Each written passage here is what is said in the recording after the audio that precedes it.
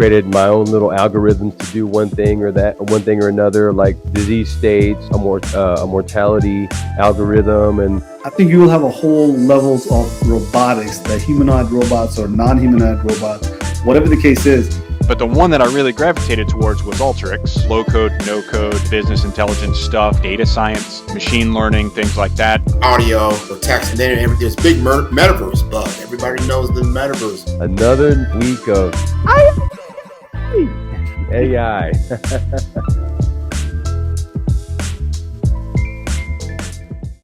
Well, I'm just as excited as How you feel it? Ah, yeah. I haven't done that in a while, but yes, I can feel it. It's like coffee, right? But here we go. What else there to do on a Sunday morning if you're not doing right? Full emotions. I want to start off in the right path because this is not something that I was very accustomed to researching. And when I started researching, it was very mind-boggling. And what I mean by that is, I shared the show notes with everybody yesterday, and I was reading through the show notes, and I was thinking to myself, like, this is just such a difficult discussion to have. I don't think Alzheimer's dementia is that easy to explain to people. It's sort of like your brain can visualize what it's like to drive down a road when it's dark, pitch dark, and you have your headlights on. Like, we don't do that, but if you can imagine what it'd be like, it'd be terrible, right? But imagine on a daylight, you are driving down the road and you have no idea the geospatial information. What state are you in? Are you in Alabama or you're in Tennessee? You don't even understand what it is that you're doing other than driving down the road. Like your brain cannot imagine that.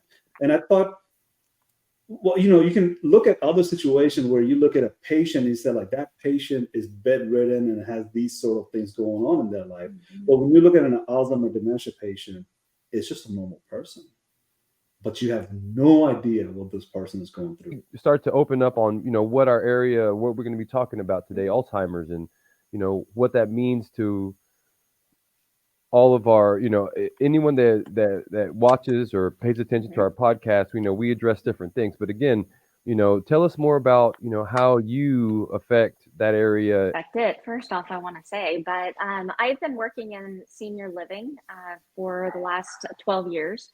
And in that sense, just day in and day out, I have been purposefully taking care of those that are affected, those that are going to be affected, that might not have as serious of a knowledge yet of their cognitive decline, but also then the families that are involved with these individuals.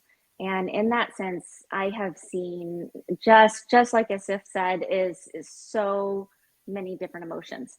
And that goes from fear and study.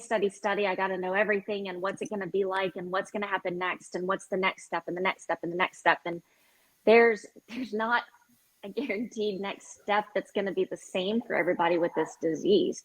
In fact, there aren't two people with dementia that have the exact same experience. And so you can kind of give them estimations and guesstimations and what to watch for, but there is no way to tell a family member what to expect next. Other things is not remembering that you've just repeated conversations. And, a lot of us go through and multitask in what we're doing while we're listening to other people talk. And in some sense, we might go ahead and repeat what we just said. But, if you're really focusing in and you're telling a story and then, 5 minutes later, you're telling that same person the same exact story. And they're like, wait, you already told me this, that's a little bit of a yellow flag.